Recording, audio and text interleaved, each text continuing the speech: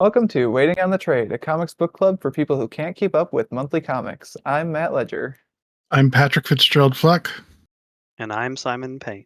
This month we're talking about Dawnrunner, a beautiful sci-fi story by Ron V, Evan Kegel, Dave Stewart, Francisco Segala, and Aditya Bidikar.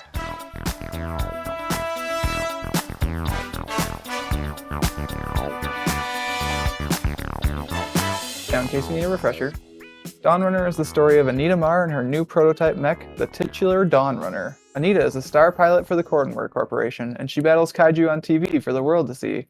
But there's much more to Dawnrunner than meets the eye, as Anita discovers when she and the mech forge a startling connection. I'm afraid they're called Tetza, so you have to redo that. They're kaiju. Let's not. Come on. No, I also didn't call no. them Iron Kings. So Yeah. we're Okay. introducing people to the story of the book, Pat. We don't have to go super deep yet. Okay.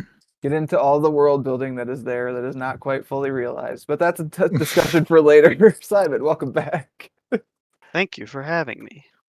Yeah, thanks for coming on to talk about this book that, again, you did not pick with us.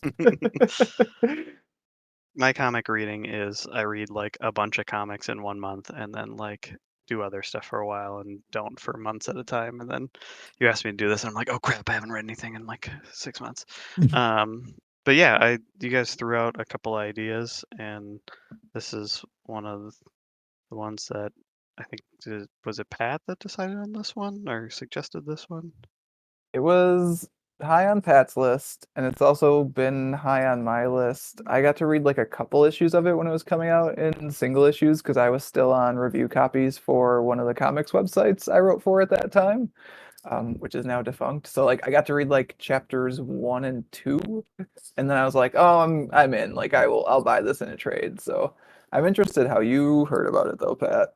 How did I hear about it? It was on a list somewhere, most likely. You know me and my lists. You and your lists. It's probably one of the top comics to read in 2024 kind of thing.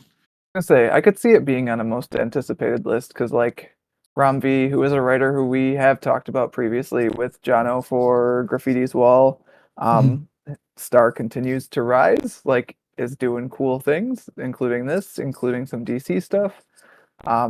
And then as we will talk about, I think Evan Cagel's art paired with the colorist in this book is just like it's awesome. It's great. So like the fact that it was on some most anticipated comics of 2024 list somewhere is not surprising to me. Yeah. It's definitely the art that drew me, for sure. I mean, Yeah. Max is also not outside my wheelhouse, but Yeah, are we all suckers for mechs and kaijus? Like I am a known mech and kaiju sucker. So Yeah. I saw Pacific Rim in theaters, and then that was that era where if I liked a movie enough, I would buy like the Blu-ray of it, and we watched it like multiple times on DVD or Blu-ray or whatever it was at that time.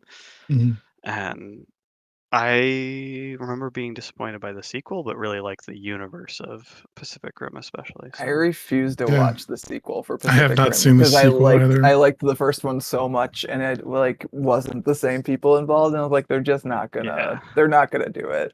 That was John Boyega in the second one, right? Yeah, it wasn't Yeah. his fault. It was bad, but it No, I was feel just so like, bad for John Boyega. He's had a rough time. Yeah. That is true.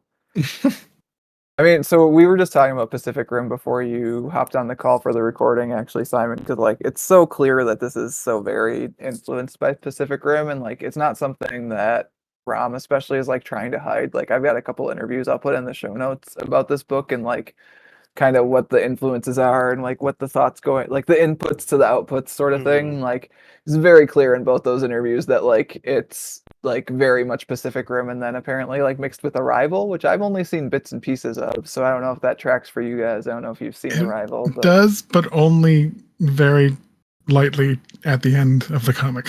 Yeah. yeah. So like that's kind of the thing. This is one of the I feel like a decent amount of our discussion is going to be especially knowing Pat and knowing myself Mhm. also, because like you guys have presumably seen my notes that like the world of the comic exists, but is not built out to the degree that I think all of us, assuming Simon's on the same page, would have maybe liked or expected. I think part of that's just due to like the number of pages. Like there's just not enough space to go as deep into that stuff as maybe we would want, while also telling like a satisfying emotional story. But like Mm. the kaiju communication stuff, the Tetsa communication stuff, sorry, Pat. Got Please, there. thank you. Is one of those things that just like is kind of teased at and then like sort of brought into the conclusion a little bit in that like opening or the ending monologue, but like is not super deep in here, I feel like.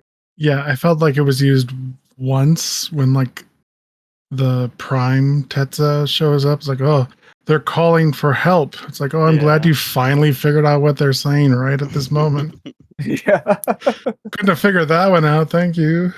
Yeah, so I think it's a pages thing, like Matt said. It's like if you in a movie you have so many seconds or frames to like do an action sequence of a mech fighting a monster, Mm. and that takes up so much of your movie. But with comics, like, and you can make that movie as long as you want, as long as people are going to watch it. Whereas comics, it seems more regimented on how many pages they can have per issue and things. And if you're taking up so many of those for an action sequence, and you still want it to be clear what the people, like the mech and the monster, are doing in those frames, in those panels, like Mm.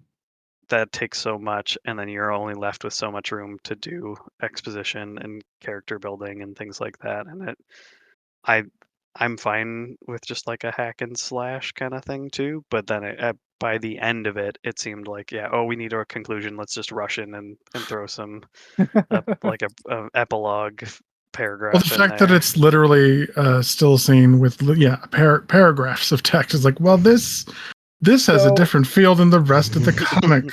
so that actually really worked for me. The like outro, What? the Who are intro, you, Matt? We have had arguments about pages with paragraphs of text before, and you're like so changing on me 180. I'll tell you why this specific thing worked for me, because I think that's a legit critique of me to make there.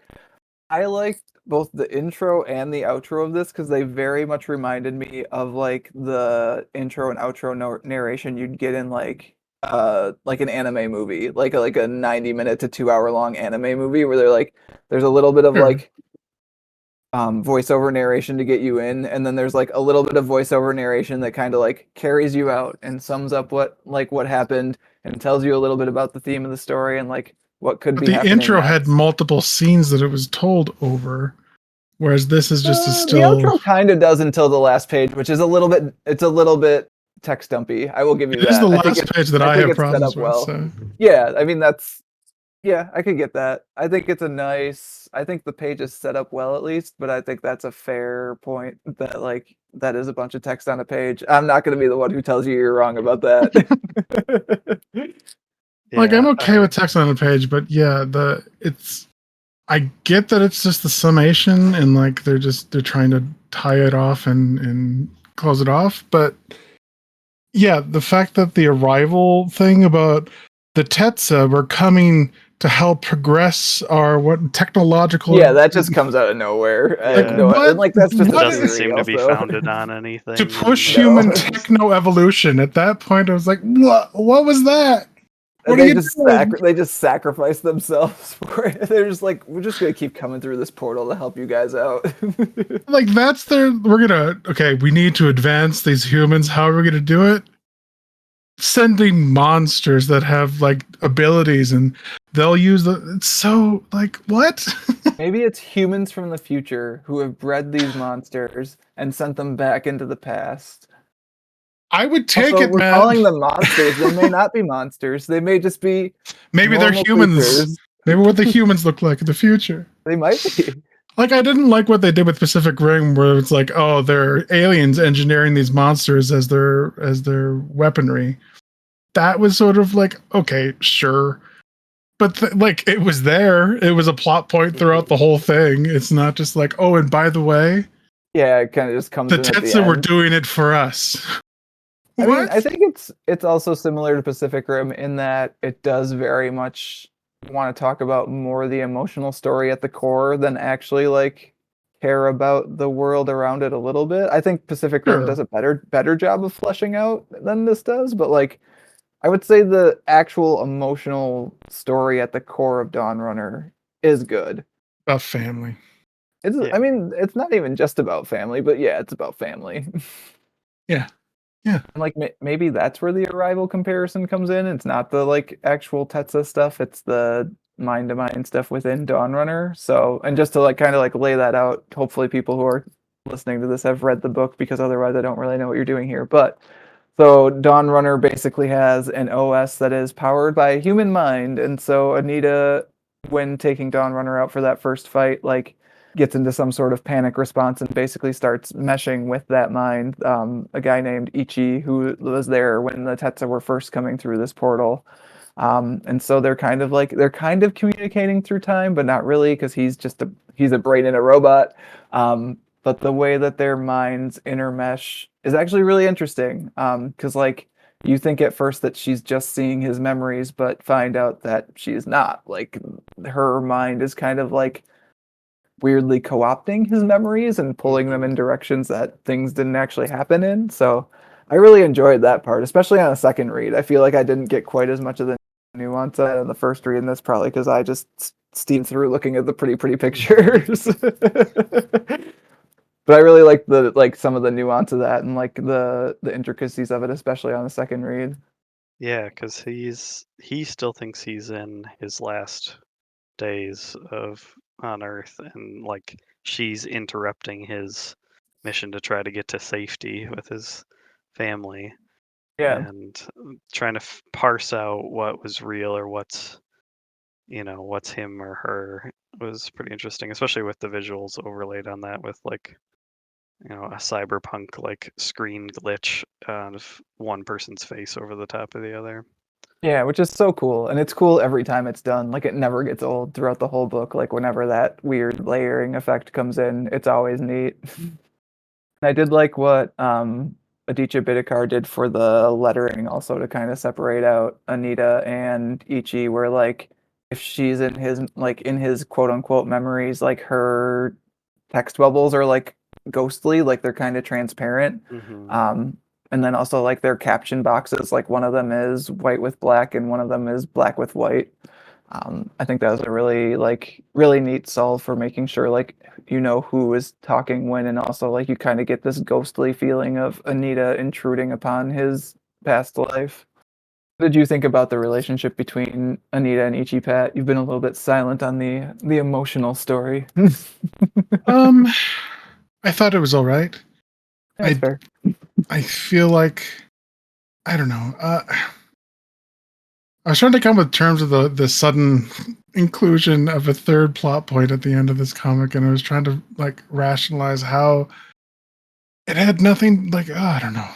That's Which bit? advancing human technology is just so. Oh yeah, get that out of here, Pat. Let's just ignore Sorry, that. Get it I'm out. Get it sorry. out. Okay, We okay, don't need it. Yeah, I think it's fine. I think it's. I guess I wanted them to explore more about the fact that he can't be the only soldier that they've incorporated into machines, right? There's got to be like his other platoon. Like they said, they've been saving the consciousnesses of soldiers, like cordon technology or whatever they're called, right? At one point, I think that's a line somewhere. Yeah, I would assume they've tested other ones and they just have not worked, Haven't worked. honestly. Yeah. Yeah. That's kind of what I get from this, where like, yeah, they've been doing it because like this is how they're trying to speed up the connection between Iron King and Pilot, but like it just has not worked to this point. Because we see someone test piloting Dawnrunner at the start in that opening I thought it was just montage. an auto run. Like I said, it was just an auto pilot warm up. Maybe. I think is what they said there at the beginning. Yeah, Um, on auto, you're right. but yeah, I think the What a whole. title drop there, by the way. Yeah. I mean, each of the title splashes are glorious. Yeah, I mean, I think it was good. I think the whole Tetsa human advancement plot poisoned the well a little bit for me. It's like, wait, Tetsa's wanted the humans to put a Kill consciousness them. in their machines. That's what they want. I don't know. I felt like they could have. Anyways, yes, it was good. It felt a little. I would rote. walk that one back in the sequel personally. Well, or what I was thinking, and it would completely change the story. So don't listen to me, Ram. You wrote a fine story. You don't need to do this. But No, everyone what loves it if? when you Monday morning quarterback. What if one of Ichiro's kids was a Tetsa consciousness? What if Mei in the memories was a Tetsa intelligence that was infiltrating, and there was something more complex there, you know? Mhm. That'd be interesting.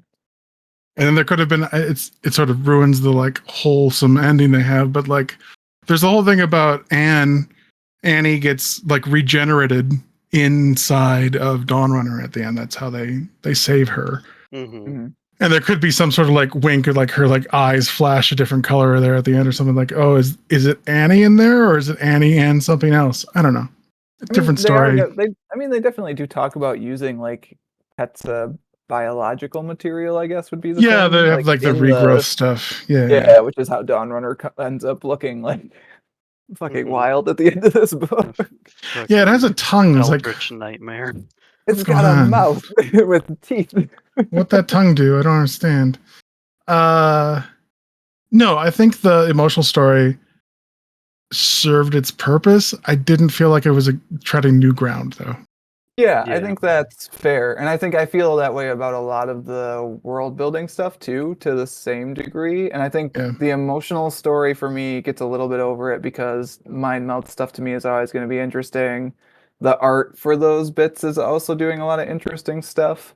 And I think that like these two parents displaced through time trying to figure out how they could save their kids, and one of them has already failed, but he's going to help the other one save her kids. Like, I'm into that, even if yes, it's maybe a little bit rote. Like, I think it was done really well. Like, we've talked Sure. about how you can do the same story again, and if it's done well, like, that's fine. I think the stuff that felt pretty rote to me, and probably also the same to you, I would guess, is like there's 5 corporations and they're like dividing up this world, and like we maybe see like 1.5 of them in this, and it's like Yeah. Wanted more. We were yeah, some talking of earlier. that ecosystem, yeah. We were talking earlier about what our favorite pages were. And my favorite page, before I'd read the rest of it, is the page where Andrew Lestern is cheersing. Supposedly, I would assume the other heads of corporations Yeah, for because one of the them is the one that shows up later, the Yeah, the whatever Russian. that yeah, faction is called. and they've Yeah. got like like I love the fact that his like the what Iron King pilots have the same type of like epaulets and stuff, so you can tell that oh they're from that corporation. I love that shit. And this page is like, look at this. It looks like the Kieran Gillen like. I'm gonna give you all this information. You get to like squint at it and figure out if there's actually Yeah, useful information I here or did not. spend like a solid 5 to 10 minutes just looking at this page, like for information and trying to figure out like what all the different like Yeah, symbols this mean like too. made me Like, start salivating, Matt. This is my kind of shit, and they didn't do anything with it. It hurt. no, you It don't get a hurt. ton of payoff for it. Like there's like the one scene where Andro and the guy that we're presuming is like former Russia guy are talking about like the OS and licensing and stuff, and like I liked that scene a lot, and Yeah. then like that's really all you get of it. Yep. Like a little more development there would have been nice, but it would have taken away from monster fights. So I understand. I mean, I don't think the monster fight, there's not even that much monster fight in this book, honestly. Like, proportionally, there's not that much monster fight per issue, which I think is by design, because again, like, I think the book is more focused on the emotional core. Sure. But like outside of like the back end where you're doing the boss fight, like there's Yeah. only 6 or so pages of monster fight per issue at most. I feel like there might not be. How much is there in issue 3? I would have to go back and check. But like, there was one issue where I was like, man, there's not that much in here at all as far as monster fight. Where's my monster fight? What did you guys think about the fight panels? I thought that was like my one nitpick with the art was that like the choreography of the fights and like Mm. the pacing and like the clarity of it, I guess, was Yeah, it a was little hard to bit read on rough in initial. I'd have to spots. like go back and figure out what's, especially when like you for a little bit you don't get like a great shot of what Dawnrunner looks like because Yeah, they're all like she's like zipping by at lightning speed, and so trying to figure out what's a mech arm versus a monster. Like the colors help yeah, because the mechs are mostly primary colors, like the Gundam, like yellow, red, blue, mostly, and the monsters are more grays, purples, that kind of stuff. But Yeah, yeah, we could it have was a we little could have muddy used sometimes. the somewhat obvious "it's just standing there" shot possibly earlier than issue 2, yeah. I do think it which I is think is where we get it. the designs for both the Tetsa and for specifically Dawnrunner. The fact that they are so unique, and we don't get like stills of this is what this Tetsa looks like, Yeah, and you don't like. Dawnrunner has a really small head and very small hands. And Such in these small scenes, hands. I don't know, like, I can't. I'm looking at the first fight they do, Mhm. and it's got a big krathroom, like, yeah. splash. Like, what's going on in that panel? Yeah, that's I know specifically one of Dawnrunner's the getting panels I was hit, thinking about. and I can see. I think that's a hand in the background. So, like, I don't really know what the monster looks like, and I don't really know what Dawnrunner looks like, so I don't know what's happening. Yeah, I think that gets maybe a little bit better as the book goes on, honestly. But like, I even then there are bits like where I think it's the Every big fight I bad was sort of boss. lost. Yeah, I was just like, oh, and action happens. And I generally have a feel of what's like, oh, it's not going great. Oh, look, it's going better. But other than that, it's like, these are pretty images. Next. Yeah, which is good enough for me, but I think if you've got something to critique in this art, it's definitely that. Like, it's the action scenes and them not being quite clear on what's happening and where characters are. And, like, again, like you were saying, like, with the specifically that big, like, fight panel in issue 2, the Krathum panel, um, Yeah. there's just like not a ton of like there's a lot of cool speed lines, but I think you could have probably had less speed lines and you'd be able to see the monster a little bit more clearly. So Yeah. I don't I'm know. nitpicking because it is drawn beautifully. It's just not easy to parse. Yeah. And I was confused about what Prime looked like. Were you guys equally confused? Because Yeah. the for whatever reason, the splash right before Prime shows up, it looks like a fucked up version of Dawnrunner, which Yeah, is what that's probably Dawnrunner just turns the into.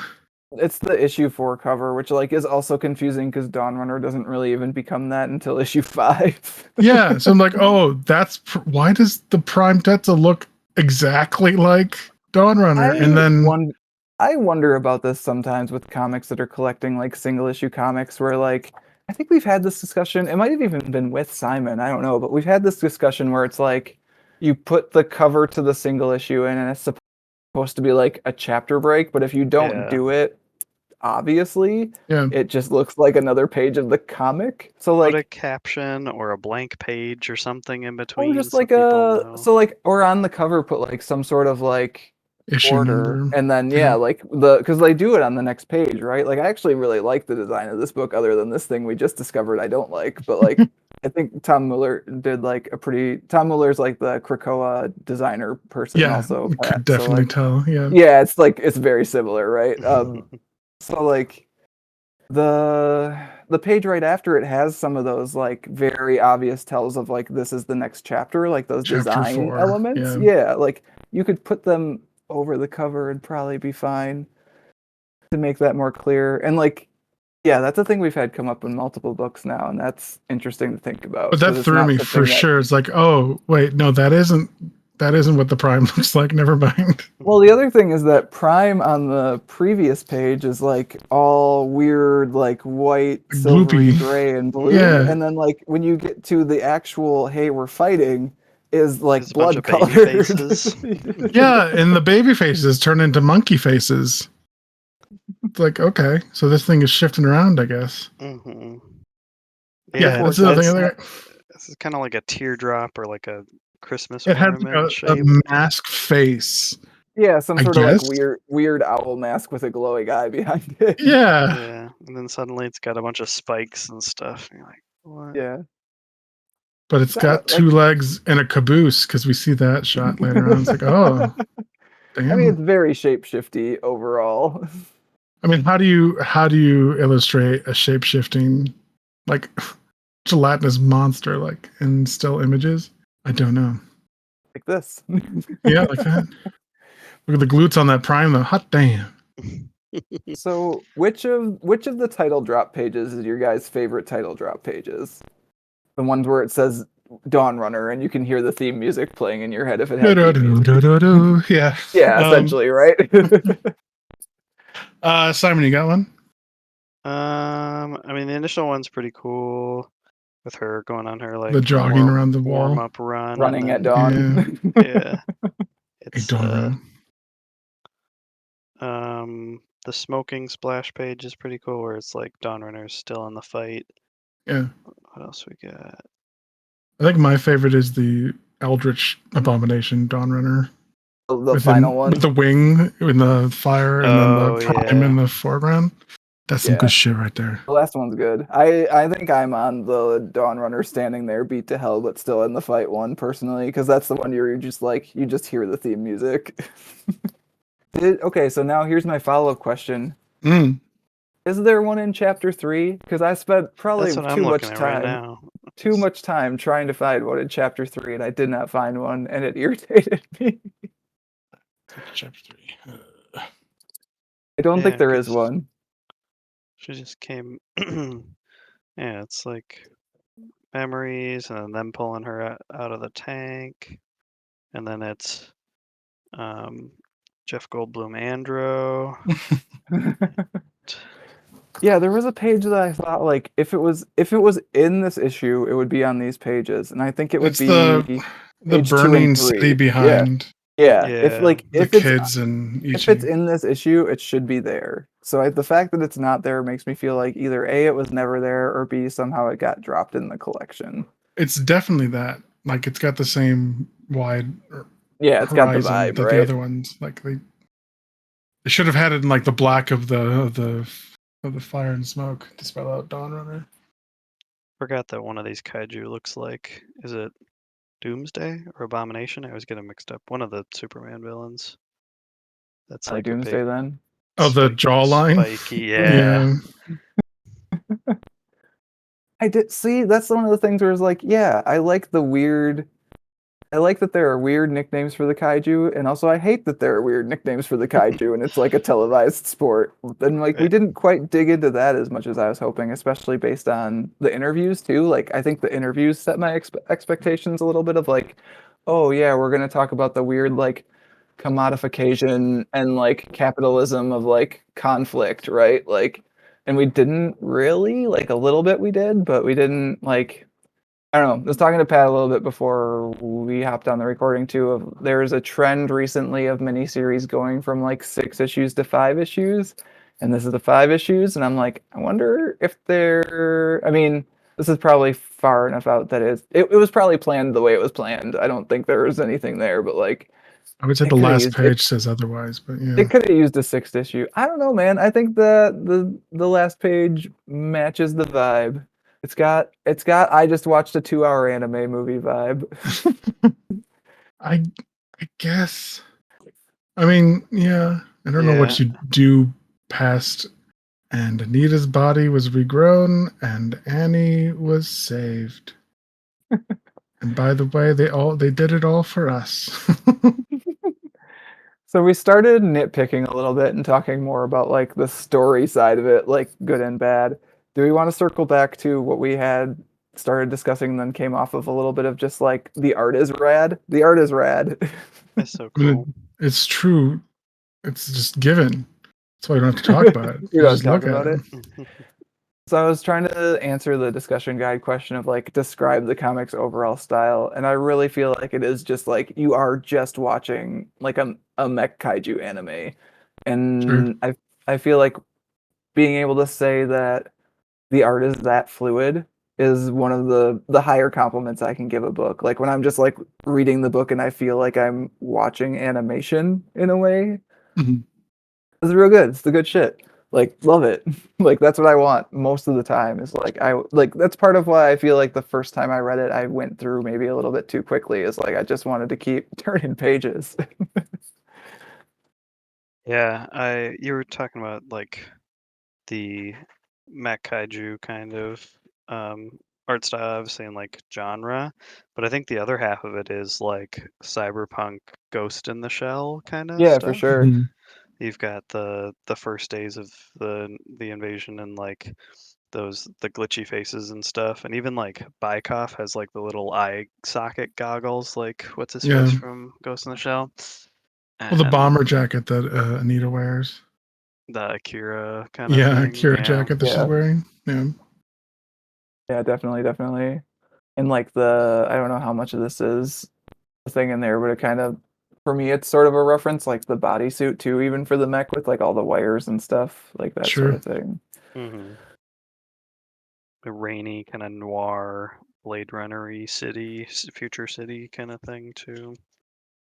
Yeah. Well, also kind of like doing its own thing. I think it's very intentional that the other mechs we see are very like boxy normal mechs and Dawnrunner Mhm. is like skinny. Like it has Yeah. those weird stick hands that we were talking about. Like So weird. to like make you feel like, okay, here's kind of like the sort of thing you would expect in this sort of story, and that here's a weird one. And then also later it gets bone wings and a tongue. Yeah, you said you had. Oh no, we talked about your favorite page. Can we talk about my favorite page? Sure. I really love that double page splash where Dawnrunner is like absorbing Anita into itself. I Oh, think the that's body horror so. I page. think it's Yeah, so like the little striking. It's worm not horror wires. though. Like it's like Mm, it looks like body horror. I'll give you that, but it's not horror. It's supposed to be like a moment of like sublime connection. I guess is how I would phrase oh, you're it. talking Like about the red Anita to the white Anita yeah, page. the Uh, biological Oh, Anita okay. to the like I mean, data inside Dawnrunner the Anita, bottom which right panel the bottom right is body creeped horror, me but the like fuck out. I think it's like such a cool contrast between like what like I think is beautiful, a little gross, but like the beautiful like double page spread, and then just this like horrifying like oh my And this god, is her what is eyeballs are actually getting happening. absorbed. Yeah, Hmm. yeah, like that double page spread is so striking, especially like in contrast to the rest of the book. Like you get some of that like hatching and shading stuff, but it's so very direct here, I think, because there's no color with it also. Like Sure. that's just such like a beautiful set of pages. Well, also yes, being kind of horrifying, Pat. Yeah, I mean the left to right spread I could definitely see in um like a modern art exhibit. Somebody like made it out of resin or something like that, and then like made a sculpture out of it. You could see Sure. that.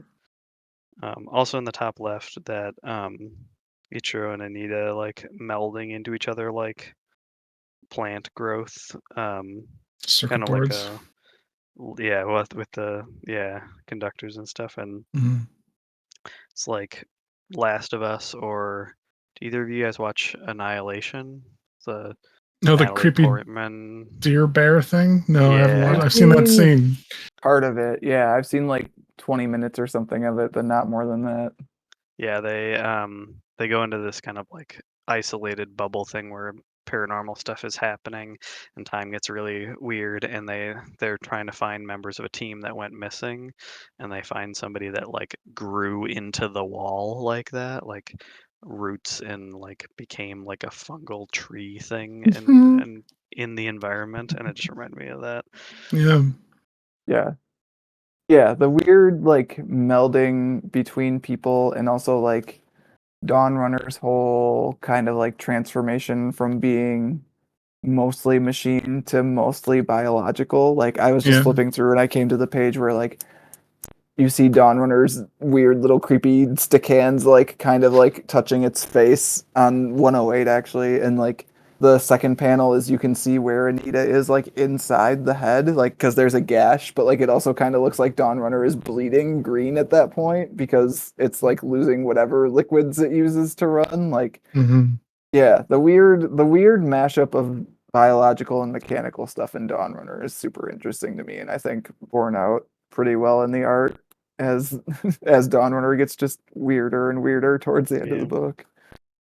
138 is the Ichi Anita mitosis scene, Yeah. like Yes. cell division. I don't know. I really fell for Anita and Ichi's connection, so I feel like that maybe makes me a little bit higher on the book than you might have ended up, Pat, because I feel like if you're willing to fall into that connection and like I don't know, be emotionally affected by it, like I feel Sure. like you're more willing to forgive a lot of stuff that does not get fleshed out. Like we're on the same Yeah. page there for sure. I mean, I'm not low on this, but yeah, I mean, I wouldn't have people read this for the plot primarily. I would have them read it for the gorgeous art. I Yeah, think. and I would say like my expectations were also really high and like not met in a way that they were very high and they weren't met, and the book is still very good. I guess is where I would land on that. Sure.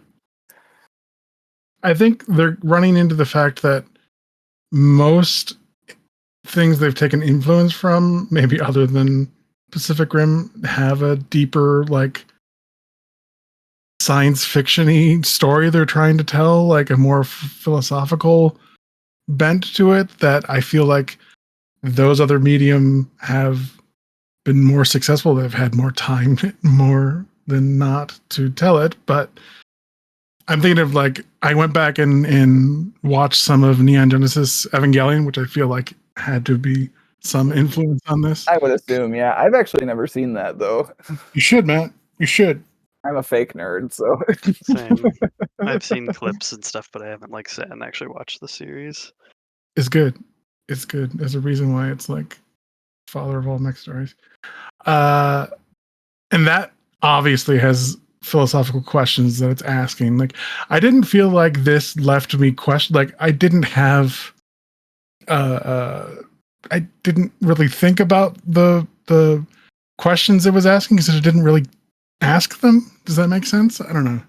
yeah, It was I a sort of fun get what you're story, saying, like, well illustrated and told well. It just, I enjoyed it and I can set it down. And if I were to pick it back up, it would be to look at the art, I think, more than to Yeah. re-explore the story. It was a little bit of I'm 14 and this is deep kind of stuff. Where it's like, okay, I know what you're trying to get me to feel from this, like based on other stories that have done this. The cute little blonde girl with the Iron Giant toy. Yeah. the Iron Giant toy was way too on the nose. We probably should have taken another pass at that one, I feel like. Yeah, the I'm not a gun, but then the whole thing is killing monsters. Yeah. It's like, um, yeah, so I don't think it was a bad writing or anything like that, but it was tropey and it didn't do enough different or well enough in the trope to really get me as much as it did you, Matt. But like I said, it didn't ruin the experience for me I think either, so it's also interesting. I'm just thinking of this, that no one brings up the moral question of using soldiers' consciousnesses in these Iron Kings. yeah. Like, that's Yeah. just a given at the end. Like, he's no longer in there, but there's no, like, Yeah, horror that this corporation is using. The man, and then he chose to kill himself. And Yeah, we're not it's just really like gonna you're talk about that. using. No, I agree. That's so talking about philosophical questions that we wish we had gotten into. Like that's kind of something that I thought, having read the first couple chapters, that we would get more into by the end of the Mhm. story, and I was disappointed about that. So, Yeah. like, yeah, I don't know. It's I feel not like they volunteered to do this. It's like, No, he definitely didn't. Right? He was like, "What am I doing here?" So I feel like without doing too much, they could have asked a few of those questions, like the dystopian capitalist future that we're in, like the corporations that seem to run everything and use the real life or death war that they're fighting as entertainment. Like, that's Yeah, we obviously, didn't like, get to it's see much there. of like Anita being a celebrity also, which I feel like is something that just kind of gets hinted at of like Anita's a Yeah. celebrity. It's like, well, like what does that entail? Because like we really only see her fighting or chilling with her daughter or hanging out with Ichi. Like we never Yeah, see there's not like crowds of Anita do an fans interview or harassing something, her. right? Like Yeah. a fake PR interview or something, like that sort of thing. Like Yeah, so I yeah, feel like there are deeper questions they could have gotten to, but didn't. And the thing that they focused on for me felt like the obvious story that was obvious that's where it's going to go. We've got a small blonde kid with curls that's sick in the hospital. I can see where that's going to go. she's got to survive, Pat. Now she's a bone mech. Yeah. Especially at the Which one is beginning that about? Yeah, right. when they make a big deal of Anita being the child of the head of one of these corporations, and everyone's being like, "Oh, she just got in for nepotism," kind of, and then it like obviously their relationship strained, and that's part of the first half of the book, but like the it just suddenly became about her daughter. Actually, the first time they introduced her daughter, I thought it was a flashback to when I thought it was young Anita Anita. was, Yeah. and her mom, and why she hates her dad because her mom's gone or whatever. And then it was like, oh no, that was like a literal thing. Like that was an actual her daughter thing. So Yeah. Yeah. I mean, it's serviceable. I feel like they could have gone deeper with it, and I would have enjoyed it more if they had Yeah, I asked will some say tough like questions. it's not my favorite Rom V book I've read. I don't think it's even my favorite Rom V book that we've read for the podcast. So, Sure. how do you feel about it versus Graffiti's Wall, Pat? I definitely feel like Rom had more he wanted to say in Graffiti than in this. I would agree. Which is also weird because that book I think is technically shorter. It's probably Is it? It similar. I'm feels trying to think. longer. I'm gonna say I'm trying to think about the thicknesses now because it's only like 4 issues, but I think they might have been larger issues. I'll circle There's a back lot on more action pages in this, which go quicker. So yeah. that Speaking of which, for sure. I've just stumbled on one that totally forgot about when we are talking about favorite panels or pages. mhm. Sawing a kaiju in half and walking through its corpse is pretty Yeah. badass as a I mecha was thing gonna circle goes. back and make sure we caught you, Simon, for what your favorite page was. I did think it was funny that everyone's like shocked at the violence on display. Just like would have been interesting to say if they like censored it or not. Like I don't know. It's just so weird that they're watching a blood sport, but they don't want it to be too bloody. Yeah. It has been happening for decades. It's just like Yeah. Yeah. Like, oh, you sawed him in half. That's too much, Anita. too You've much. changed. You've changed how we fight I these mean, I things. think that's more it's not Anita's style was the point there. I guess. I think the announcer is saying that she's changed how they fight, like literally in that panel. But yeah. Well, I'm also going to ignore the fact that a physical metal chainsaw can penetrate the skin of Why these things. haven't changed? Well, and they said that nukes didn't do anything to him. I'm like, It's got to be a bladed atomizing weapon, a thing is Simon. impossible, but cutting it in half is fine. Well, you're cutting in the ridges, Simon. Ah, yes, yes, yes. The atom bomb can't get under the ridges. Consummate bees, consummate bees. Yeah, Uh, it always makes me laugh in these stories how do they make sense that mechs were the go-to, the obvious Yeah, and choice that and the military would turn and to? well, like it's like Simon was saying, like they tried, and I appreciate that they tried, but guys, just don't try. Just be like, we built mechs. It was the only way. We I tried don't know. everything and it didn't work. Even atom Or just be bombs like, did nothing. we tried nothing. Mechs seemed cool. Mechs seemed like the obvious answer. yeah, don't make it 100 years in the future. Make it 10 years, and this is the best we've got. Oh god, I don't know about you guys, but what they were saying, and everyone, the countries dissolved, and we gathered together and formed these 5 corporations. It was like, no, Oh, we so you mean wouldn't. We 5 wouldn't years do from that. now? You mean 5 years I mean, from I now? can see the corporations taking over, but I can't see people like, I'm no longer an American, and Yeah. Like, Oh, no, I we don't would know, die in Pat. our little hills. We would die so At quick. the risk of getting into politics, I could see people being like, "I'm no longer an American. I'm a corporation Oh, you person." really? I mean, maybe. I think the corporations would co-opt that Yeah, American the nations. aesthetic Yeah, rather than the other way around. But yeah, I mean, this isn't my rec because I have a hard time wrecking this series because it's never going to finish at this point. But like a series that does the intricacies of, and it does it over the course of like 50 issues, so it's got a lot more space to play, and it's not an entirely fair comparison. sure.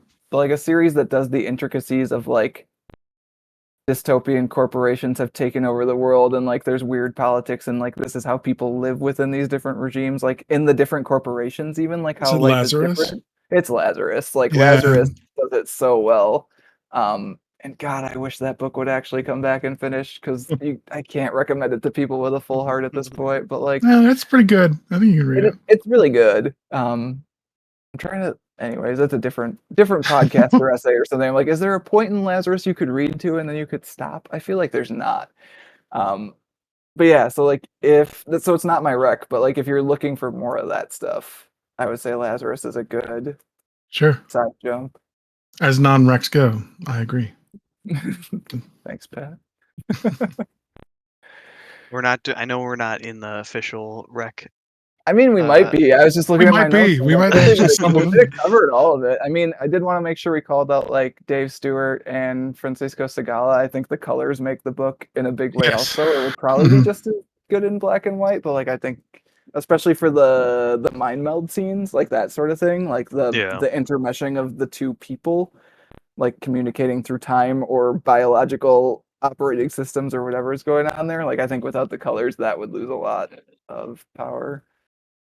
yeah. Yeah, I think the obviously you've got like the neon like retro stuff, but it's not too heavy on like the pinks or the yellows or anything. Like some of those like rely too much on the vaporwave kind of aesthetic, and it still can do like the green for the tank that she goes in for the mind melds with the Dawnrunner and do the blasted out red and black future or past our future their past, and still have a variety of colors and still make it look futuristic and stylistic in the genre.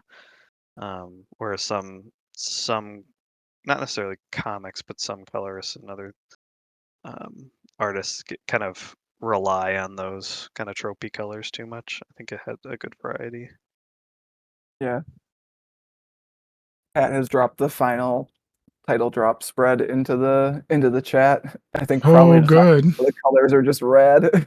It's yeah, the colors truly like the art is glorious, but I think what makes it so epic is the light and shadow, the flames underneath it, and everything is real good. Yeah, the Yeah, that coloring of the flames really sells it, I think. Brazella like melded Yes, eldritch or like angel. Eldrazi monster angel Yeah, floating above.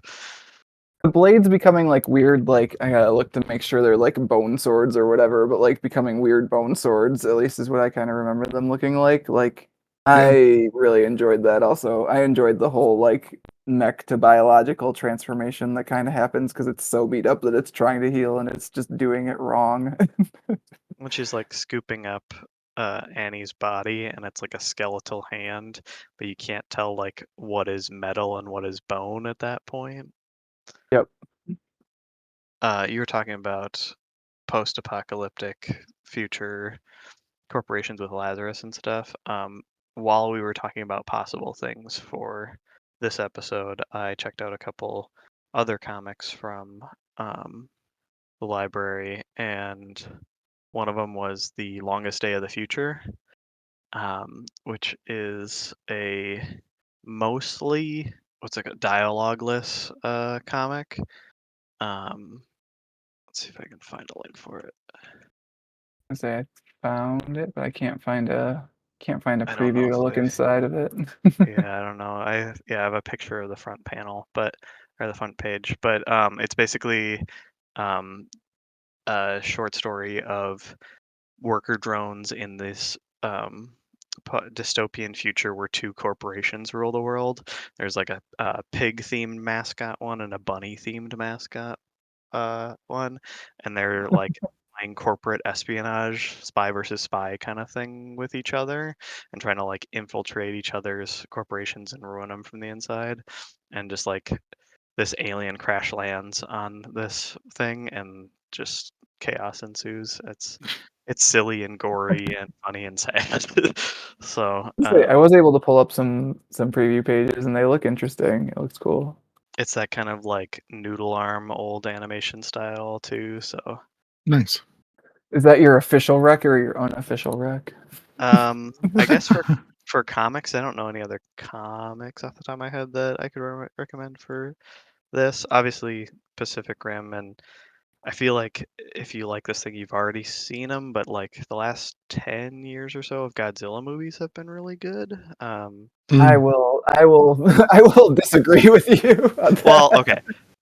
The Specifically. Japanese made ones, Shin Godzilla, Godzilla minus one, like Just Yeah. watched Godzilla -1 this week, and that was really good. So agree on that one. I was thinking like yeah. if you were recommending the American ones, like I literally turned one off like late last year. I tried to watch one while Kat was out of the house, and I was like, I don't know if it's me or if it's them, but I'm just not into this. Like it's bad. The American ones, like I really liked Kong Skull Island, and then um Godzilla versus Kong and stuff. Like they're fun, go to a theater popcorn movies, but the Japanese ones tend to play with more deeper issues with like, the environmentalism that originally Yeah. spawned Godzilla and the social issues and deeper storytelling.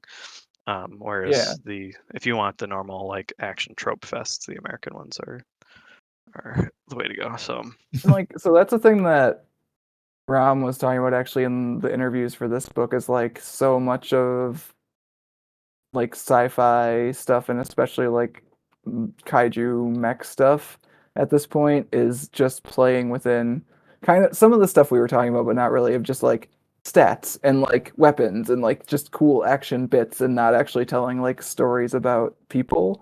And I feel like it's kind of that same divide between the American movies and the Japanese movies, from what I know of it, where like we watched Godzilla -1 and it's basically like a trauma of war story that has Godzilla in it. Yeah. Whereas I watched Godzilla versus Kong, and it's like they're gonna fight, and also Mecha Godzilla's here. Isn't that cool? Kids, remember Mecha Godzilla? You like him? Kids know about Mechagodzilla. I mean, I kids don't think should they know do. about Mecha Godzilla because Mecha Godzilla is cool, but like you can't just lean on that. You gotta like actually. Do make they a know that movie, Mothra right? has two little fairies that are help its her herald? awaken. Yeah. These are important things that people should know. Pat, what's your rec? My rec. I too don't have comic suggestions for this because I don't. This is my first mech comic that I have read. But I have watched anime, so help me. That's not applicable to this at all, Pat. Sorry. What? Oh, well, then I've got nothing. No, Neon Genesis Evangelion. If you're wanting real heavy philosophical questions about God and what it means to be a person and what it means to be good, Shinji, get in the mech. Watch that. It's good. Ghost in the Shell, like Simon was talking about. If you want to question what it means to be human and how much of you can be machine until you aren't a human anymore, that's a good one. The movie's good. The show is also really good. You specifically want me to watch the Scarlett Johansson one? No. Good Lord, no. I'm going to throw it out there. There's a really cool animated series on Netflix called Scavenger's Reign that I feel if you liked like the body horror elements that we were talking about, Scavenger's Reign is about a ship that crash lands on an alien planet. And a bunch of survivors are trying to just survive. And the planet is really not letting them do that. And it's animated gorgeously. If you'd like the art in this, I feel like you would like the art in Scavenger's Reign, so check that one out. And finally, if you're into, it's sort of a visual novel, but there is mech battling in it. It's a video game. It's called 13 Sentinels Aegis Rim. Oh yeah. It's very well done. It's very well animated. The story is really good, and the fighting with mechs is also pretty fun. So check it out. It's on, I think, everything. So It's on everything. it is. 13 Sentinels. Check it out. Pat, that's so much stuff. I've got 2 things. If you like this creative team and you want to follow them into a thing they're doing currently, Romvi and Evan Kegel and multiple cool guest artists actually also, I think probably to make sure that Evan can hit that monthly schedule, are doing a New Gods series at DC that has been pretty cool. Art is just as good. It's got Mr. Miracle and Big Barda in it, and they rock. They're one of the best couples in superhero comics. It's good so far. I think 2 issues are out right now, and I read them both, and they were good. So can't go like super high on recommending that because it's pretty new. But if you like this team, you can move over there. My actual comic rec, though, because it deals with like communication issues. It also has very fluid animated style art, though a different style of animation would be Barrier. I think Barrier is like a pretty solid rec from this book. Sure. Like if you like this book, you would probably like Barrier because it's dealing with similar stuff in different ways. So, guys, we missed the question of would you read the next volume of this story if there was one, which I want to make sure we hit because I'm pretty sure that they've talked about doing a sequel to this because really? there's so much to unpack. Like there's so much stuff here, right? Like there's an entire world they haven't even touched. So like Yes. yeah. Yeah. Pat's low on it. I like the world. I really couldn't. I don't want to say I couldn't care less if like for immediately after this story, but like because you could be like they could explore why things were coming through the portal. That is an I angle. was gonna say there's no But enemies at this point. How are they going? Like the I mean, there's aliens? the tease at the end that like they're preparing us for something, which is yeah, also weird, but I'd That's be the more least favorite interested part of in the book, man. yeah. I'd be I mean, interested I more would in think a prequel would be interesting, honestly. really. So I was gonna say the opposite. I was gonna say like I would like either an anthology series following different people's stories during like first contact, that initial wave where Yeah, so Ichi's yeah, trying to prequel, survive, yeah. or like yeah, or any of the technologies like leading up to the Iron Kings and like their struggles before Dawnrunner. Like yeah, You know I what don't I think it. want? I want the story told from the Tets's point of view. I mean, that would be Yeah, good too, Why do they actually. keep killing where us? We're where am trying to I? help them. What is this They, wall? it's just a I'm trying to theory, live in Pat. They here. might not be. They're trying to communicate, but they don't. Oh God, no! I mean, Stop chainsawing a me! really No. interesting story would be something we talked about, like, I think in the middle of the podcast, where it's like, obviously, this is not the first human brain you put into a robot. What did the initial efforts to put a human brain into a Right. robot go like? Like, Sure. what happened Yeah. there? Seems like a pretty big fail case if you whiff. So, how did they Yeah. cover Just that say one up? like a How did they get human Ichi's CPU. consciousness, anyways? Like, Right. You can just Did he make it preserve to the brains in the base? future, Pat. I guess, but yeah, they literally need to have found his brain at some point. Who knows, man? Yeah.